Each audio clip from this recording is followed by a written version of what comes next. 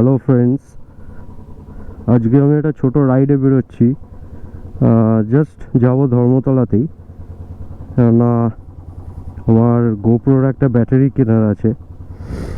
আর এটা আমার চ্যানেলের প্রথম ব্লগ, আমি জাস্ট ট্রাই করছি।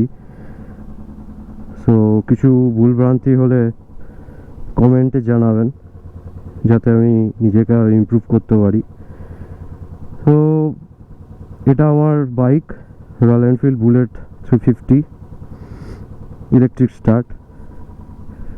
এটা বলা যায় যে রয়্যাল এনফিল্ড ইলেকট্রা যেটা ছিল সেটারই একটা আপগ্রেডেড ভার্সন।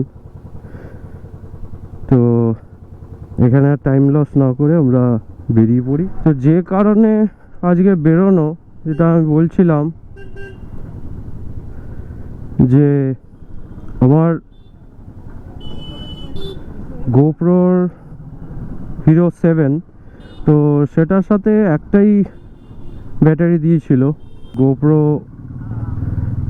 ম্যাক্সিমাম 1-1.5 ঘন্টা, তার বেশি চলে না। তো সেই কারণে আমি একটা এক্সট্রা ব্যাটারি দেখছি, একটা পারলে দুটোই নিয়ে নেবো আরও এক্সট্রা, কেননা লং রাইডের ক্ষেত্রে খুব প্রবলেম হয়, অল্টারনেট করে চার্জে বসানো থাকবে।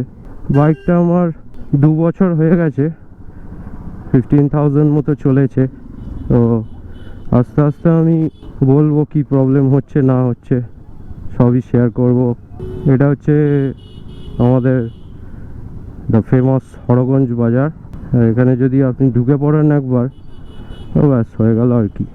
প্রায় বাদাঘাটের মোড়েই চলে এসেছি।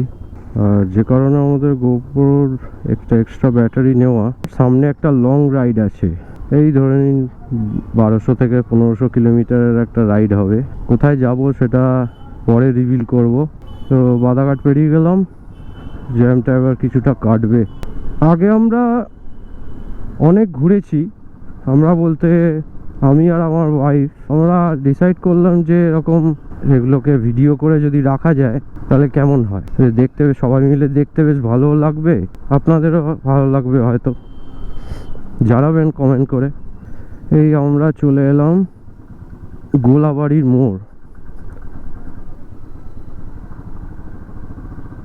তো আমি ইন্টারনেটে মানে অ্যামাজন, ফ্লিপকার্ট, এখানে চেষ্টা করছিলাম যে যদি এটা পেয়ে যায় তাহলে আর ধর্মতলাতে যেতে হয় না। ধর্মতলা আপনারা জানেন, ধর্মতলা মেট্রোগলিতে ক্যামেরা সব মোটামুটি সব রকমেরই গিয়ার পাওয়া যায়।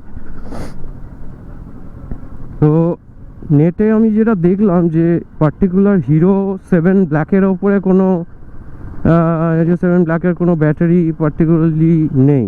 তো আমার ব্যাটারিটা এখন যেগুলো কারেন্ট মডেল আসছে ব্যাটারি, সেগুলো একটু ওপরটা ব্লু কালার।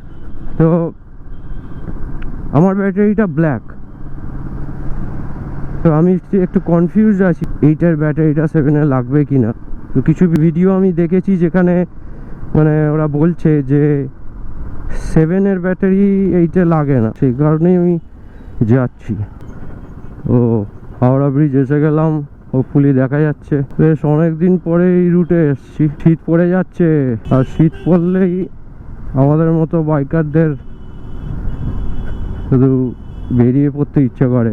বর্ষাকালে তো খুব একটা রাইড করতে আমার ভালো লাগে না, হয়তো তোমাদেরও ভালো লাগে না, জানিও কমেন্টে। গঙ্গার পাশ দিয়ে যাচ্ছি, আজকে সানডে, মোটামুটি ট্রাফিকটা স্বাভাবিক। তো যে রাইডটায় বেরোচ্ছি সেটা তো বলবো কোথায় পড়ে। বেসিক্যালি 4-5 দিনের মতো রাইড হবে। বড় রাইডে এখন যাচ্ছি না, কারণ জুলাইতেই আমি একটা বড় রাইড করে এসেছিলাম হিমাচল অবধি। অ্যাকচুয়ালি জিসপাটা হচ্ছে হিমাচলেই। জিসপাটা আমরা নাইট স্টে করে পরের দিন সকালবেলা দীপকতাল সাইট সিনটা করে আবার ওখান থেকে ব্যাক করেছিল। তো যাই হোক, সেটা কোনো একদিন পরে বলবো পুরো রাইডটার ব্যাপারে। দারুণ এক্সপিরিয়েন্স হয়েছিল, কিন্তু ওটাই আমাদের সব থেকে বড় রাইড ছিল, আমি আর আমার ওয়াইফ। তো এর আগে আমরা রাইড করেছি, পুরী রাইড করেছি, ছোট ছোট জায়গায় রাইড করেছি। আজকে আমি একটা টেনশনে আছি। টেনশনটা হচ্ছে যে সানডেতে নট শিওর যে মেট্রোগলি খোলা থাকে কি না দোকানগুলো।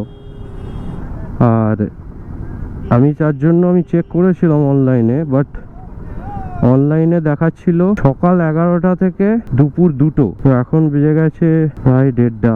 তাড়াতাড়ি যেতে হবে। আমার বাইক হচ্ছে বুলেট 350 ইলেকট্রিক স্টার্ট। তো আমি বুলেট কেন চয়েস করি, আমার মোটিভটা ছিল লং ট্যুর করা। তো লং ট্যুর করতে গেলে বেসিক্যালি একটু কমফোর্টেবল সিটিং পজিশন চাই। ক্লাসিক আমি টেস্ট রাইড নিয়েছিলাম, টেস্ট রাইড নেওয়ার পরে দেখলাম যে হ্যান্ডেল বারটা অনেক নিচু। তো সেই কারণে আমি তারপরে বুলেটের দিকে যাওয়ার সিদ্ধান্তটা নিই। ধর্মতলা মোড়ে চলে এসেছি, ডান দিক নেব।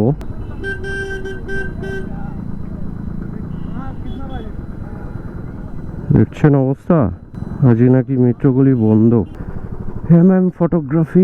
ফটোগ্রাফি খোলা আছে?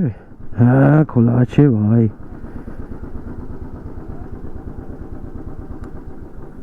A few moments later. Battery কিনে নিয়েছি, 2টো ব্যাটারি নিলাম। একটা ব্যাটারি সাফিসিয়েন্ট নয়, তো হোপফুলি লং রাইডগুলো এতে হয়ে যাবে। সামনেই হচ্ছে ইডেন গার্ডেন। তো বাইকটা নিয়ে একদিন সার্ভিসও করতে যেতে হবে। জুলাই মাসে রাইডে গেছিলাম, তারপর থেকে আর সার্ভিস করা হয়নি। মেমোরি কার্ড আমার 64 GB আছে। আশা করছি একটা ফুল ডে রাইডের জন্য 64 GB এনাফ। যখন টেস্ট করব তখনই বোঝা যাবে। তো বুলেটটা আমি 2 বছর আগে কিনেছি, বেশ ভালোই চলছে, এখনো পর্যন্ত কোনো প্রবলেম দেয়নি। এই রিসেন্টলি সেলফটা কাজ করছে না, তো সেটার একটা কারণ হতে পারে, আমি আন্দাজ করছি। 2টো ফগ লাইট লাগিয়েছি, ফগ লাইটের ওয়াটেজটা বেশি। তো আমি কোনো রিলে লাগাইনি, তো আমি জানি না যে এটাই একটা কারণ কিনা, সেই কারণে ব্যাটারির ওপরে চাপ পড়ছে কিনা।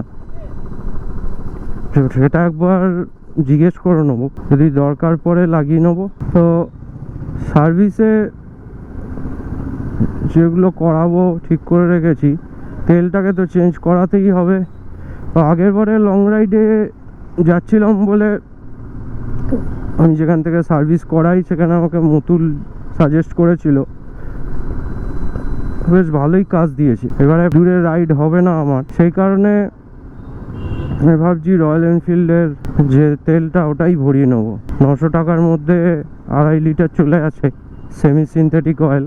রয়্যাল এনফিল্ডের মেনটেনেন্স খুব বেশি নয়, কিছু কিছু জিনিস টাইম টু টাইম যদি আপনারা সার্ভিস করেন তাহলে গাড়ি ভালোই থাকে।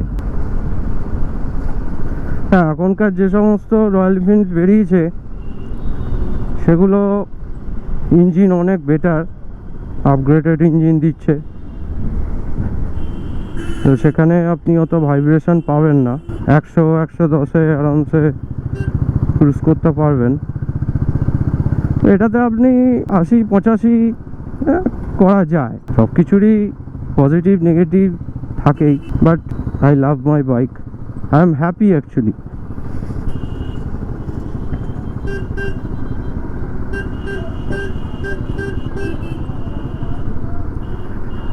আমার বাইক কেনার যে মেন মোটিভটা ছিল, আমার আগে আমি চালাতাম হিরো এক্সট্রিম। তো হিরো এক্সট্রিমের হ্যান্ডেলটা একটু নিচু, তো সে কারণে লং রাইডের ক্ষেত্রে ট্রাফিকে প্রবলেম হতো, কারণ হাতের ওপর প্রেশার পড়তো। তো আমি একটা স্ট্রেট রাইডিং পোস্টার চাইছিলাম, এটাই আমি পছন্দ করলাম।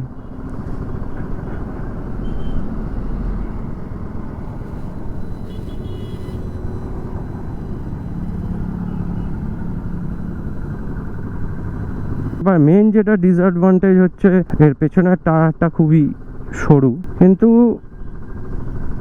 আপনি যখন চালাবেন আপনি বুঝতে পারবেন না। হ্যাঁ, এটাতে আপনি মানে ওই রকম স্পোর্টস বাইকের মতো যেগুলোতে মোটা টায়ার থাকে সেগুলোর মতো আপনি কর্নারিং করতে পারবেন না, আপনাকে একটু জায়গা নিয়ে ঘোরাতে হবে।